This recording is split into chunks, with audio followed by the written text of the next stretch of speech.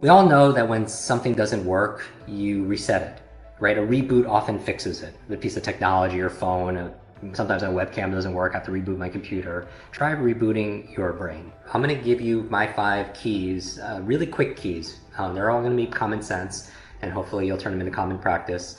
That the 5 steps that I'm taking people through right now to reset your brain. When we experience stress, our brains prepare for fight, flight, or freeze. It's not the place you want to study in. It's not the place where you're going to get the best out of yourself. It's not the place where you're going to ponder possibilities and perform. And so our cognitive abilities are limited when our mind feels overwhelmed. When there's lots to process, work, family, health, the world, life in general, the connection between an overstressed brain and the rest of your body can have some serious impact, right, on your productivity and your peace of mind.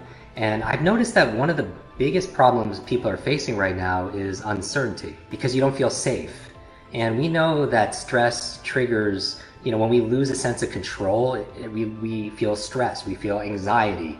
You feel like you don't have control in the present, you can't predict the future because you don't know what tomorrow's going to look like, and you're glued on the social media and the news because if it bleeds, it leads, and your amygdala gets hijacked by the news. What's threatening, what's dark, what's scary. And your brain has an algorithm, as we've talked about, just like Instagram and Facebook here, because whatever you engage with the most, you get more of. You watch cat posts, videos, share, like them, then the social media gives you more cats. Well, your brain is the same way, so stand guard to your brain, right? And because if you're just focusing on what's dark and threatening, you're going to see more of that, and it doesn't leave you bandwidth to focus on possibility, on what you'd be grateful for, on opportunity. We go down a wild rabbit hole of, it's endless, what ifs, what if this, what if this, what if this. So how do you reboot your brain? When you want to reset your brain, the goal is, you don't want to necessarily start out by painting a picture of a positive future. You can do that, certainly, because your imagination is very powerful. Where I would start is doing little, tiny, small, simple steps to make you feel safe in the moment. Because when we don't feel safe, we go into fight, we go into flight, we go into freeze. We're not going to get the best out of us. So we need to feel safe. So I put together an acronym. So RESET is the acronym I'm going to use. R-E-S-E-T. So what does the R stand for? If you want to feel safe, I would start by routine. Really look into your routines. I believe the treasure you seek is hidden in your daily routine. I would focus on especially routines around your sleep, most important. Your devotion to motion. What's your routine for moving? Taking your thoughts and putting them on paper. How many of you journal on a regular basis? And that's a wonderful way to reduce anxiety. It's a wonderful way to help you process what you're going through, to give yourself an emotional release. And going to emotional release, that's the E, okay? So we're just talking about the 5 keys to resetting your brain, resetting your 2020. The E stands for emotions. Now, what do I mean by emotions? First of all, I would say honor them.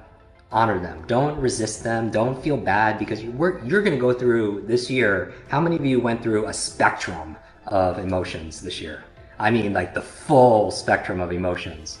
And so don't resist, because what you resist persists. If you try not to do it, you're going to do it more. But, journaling is a great way of processing them. Talk therapy is a wonderful way of processing them. Having connection with people is a wonderful way of processing them, meaning that you could be physically distant, but you don't have to be socially distant. We're connecting here. You don't have to be mentally distant. The S in reset stands for sever. What does it mean to sever? Sever means to disconnect, to separate, right? To enjoy some genuine time offline. And that's kind of ironic, right? Because we are online right now. But sometimes when we're on screens all the time, it gets difficult because it becomes addictive. How many of you saw Social Dilemma? How the billions of dollars are being spent, and some of the top minds, psychologists, on to keep you engaging in a platform, right? They make more money the more time people spend. There's a whole lab at Stanford that teaches students how to apply persuasive psychology principles into technology to persuade people to use products in a certain way. And here's the thing, technology is not good or bad. Fire is not good or bad. Fire can cook your food or it can burn down your home. It's how you utilize it. So, again, technology I love. It allows us to connect, it allows us to, to instruct, allows us to inspire. But if technology is using you, technology is a tool for you to use, but if technology is using you, then you becomes a tool. Life is the C between B and D. What's B? Birth. D is death. C is what? C is choice. C is the choice. That these difficult times can define you, these difficult times can diminish you, or these difficult times can develop you. Ultimately, you decide with the choices you make every single day. And we always have a choice on what to focus on, a choice of what things mean. Now, the E stands for explore.